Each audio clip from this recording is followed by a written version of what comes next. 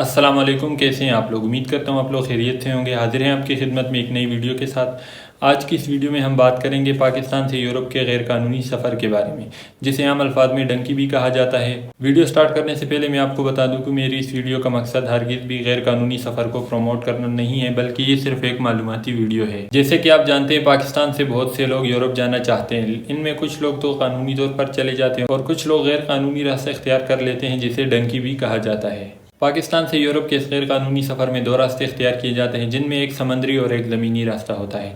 समंदरी रास्ते से मुराद ज़्यादातर सफ़र समंदर में किसी बोट या शिप पे होता है, और ज़मीनी रास्ते से मुराद ज़्यादातर सफ़र पहाड़ों और जंगलों में पैदल चलकर होता है। पहले हम बात करेंगे ज़मीनी रास्ते के बारे में। ज़मीनी रास्ते के बारे में बात की जाए तो ये शुरू होता है पाकिस्तान में क्वेटा से। जितने भी लोग इस सफ़र पे जाते हैं, इनको इनके एजेंट्स पहले क्वेटा में इकट्ठे करते हैं। इसमें होता यूँ है कि मुसाफिरों को ग्रुप्स में भेजा जाता है। फिर अगर बंदे पूरे नहीं हो तो कुछ दिन क्वेटा में इंतज़ार करना पड़ता है। क्वेटा से फिर इनको ओपन डालों में बिठाकर ईरान बॉर्डर की जानब रवाना किया जाता है। ये ओपन डाले सॉफ्टवेयर अपडेट करने वाले डालों से भी ज़्यादा ख़तरनाक होते हैं, क्योंकि एक तो इनमें बहुत ज़्यादा लोग बिठा दिए जाते हैं, और इसके अलावा ड्राइवर भी बहुत ख़तरनाक होते हैं, बहुत तेज़ रफ्तारी से चलाते हैं, और इसी दौरान कुछ लोग गिर भी जाते हैं। इसी तरह इन ओपन डालों में और कुछ पैदल चलकर इन लोगों को ईरान बॉर्डर पहुंचा दिया जाता है। बॉर्डर पर पहुंच जाने के बाद बॉर्डर की सूरत हाल देखी जाती है। अगर बॉर्डर पर फोर्सेज मौजूद नहीं हो तो ये लोग बॉर्डर क्रॉस कर लेते हैं, लेकिन अगर बॉर्डर की सूरत हाल ठीक नहीं हो, फोर्सेज मौजूद हो, तो फिर इनको इंतज़ार करना पड़ता है, और ये इंतज़ार कई दिन का भी हो सकता है। अगर इस इंतज़ार के दौरान इनके पास खाना पीना ख़त्म हो गया तो फिर इनका इंतज़ाम करना भी बहुत मुश्किल हो जाता है। इसी तरह मौका मिलते ही ये लोग बॉर्डर क्रॉस करने की कोशिश करते हैं। अगर बॉर्डर क्रॉस करते हुए पकड़े गए तो फिर इनको मार पीट कर डिपोर्ट कर दिया जाता है।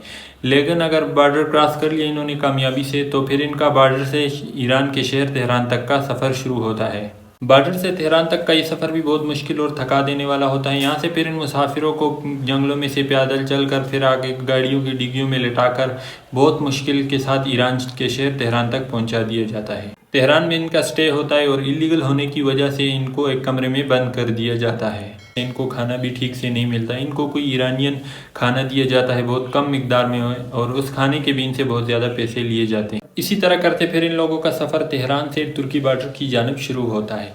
तेहरान से तुर्की बॉर्डर की जानब का ये सफ़र भी बहुत मुश्किल होता है। इसमें भी इन लोगों को गाड़ियों की डिग्गियों में लिटाकर और पैदल चल कर जब ये लोग तुर्की बॉर्डर के करीब पहुंचते हैं तो एक और इम्तिहान शुरू होता है इनका, और वो होता है तुर्की का बॉर्डर क्रॉस करना, जो बहुत मुश्किल काम है। ये लोग बॉर्डर से कुछ फासले पे इंतजार में होते हैं कि किसी भी वक्त इनको मौका मिले और ये बॉर्डर क्रॉस करें। यहाँ पे भी ये इंतज़ार कई दिन का भी हो सकता है, और इस दौरान इन मुसाफिरों को दिन रात वहीं पे खुले आसमान के नीचे गुजारनी पड़ती हैं। इसी तरह जब इन लोगों को मौका मिलता है तो ये लोग बॉर्डर क्रॉस कर लेते हैं, और फिर बॉर्डर क्रॉस करने के बाद इनका एक अलग इम्तिहान शुरू होता है। वो होता है तुर्की के शहर इस्तांबुल तक पहुँचना।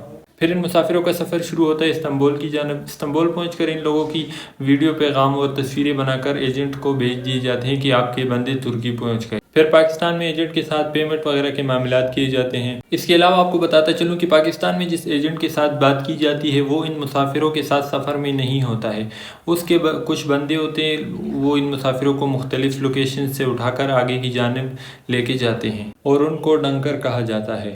तुर्की से आगे इनका सफ़र ग्रीस यूनान का शुरू होता है, और ये सफ़र समंदरी होता है, क्योंकि तुर्की से यूनान का बॉर्डर क्रॉस करना बहुत मुश्किल होता है। इसलिए ये लोग तुर्की और यूनान के दरमियान समंदरी रास्ते को इख्तियार कर लेते हैं। ये सफ़र भी बहुत ख़तरनाक होता है। बोट के ज़रिए ये समंदर पार करते हैं। छोटी बोट पे बहुत ज़्यादा लोगों को बिठा दिया जाता है, और ये समंदर गहरा भी बहुत होता है। इसी तरह इनका ये सफ़र जारी रहता है, और ये लोग यूनान से बल्गारिया, सर्बिया, बोस्निया और क्रोशिया से होते हुए इटली तक जाते हैं। ये जिन मुश्किलात का जिक्र मैंने किया है ये सिर्फ 5% है। इसके अलावा भी इस सफ़र में बहुत ज़्यादा हादसात पेश आते हैं, जैसे कुछ लोग अगवा हो जाते हैं। रास्ते में अगर बारिश या मुसलसल बारिश शुरू हो जाए तो इन लोगों के पास सर छुपाने के लिए भी जगह नहीं होती है, या अगर कोई बंदा बीमार भी हो जाए तो इनके पास कोई भी हल नहीं होता। ये था ज़मीनी रास्ता जो इस्तेमाल होता है पाकिस्तान, ईरान, तुर्की से होते हुए यूरोप तक का। इसके बाद हम बात करेंगे समुद्री रास्ते के बारे में। समुद्री रास्ते के ज़रिए यूरोप जाने वाले लोग पहले लीबिया जाते हैं। लीबिया ये लोग वीज़ा पे जाते हैं, और फिर वहाँ से ये लोग डायरेक्ट इटली के लिए बाई शिप निकलते हैं।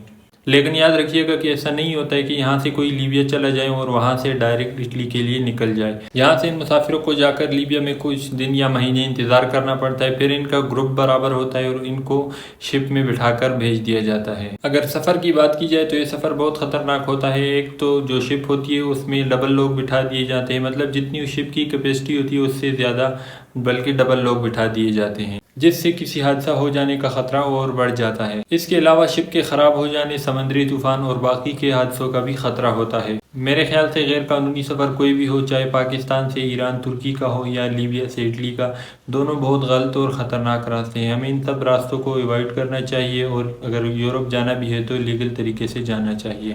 ملتے ہیں اگلی ویڈیو میں، اپنا خیال رکھیے گا، اللہ حافظ۔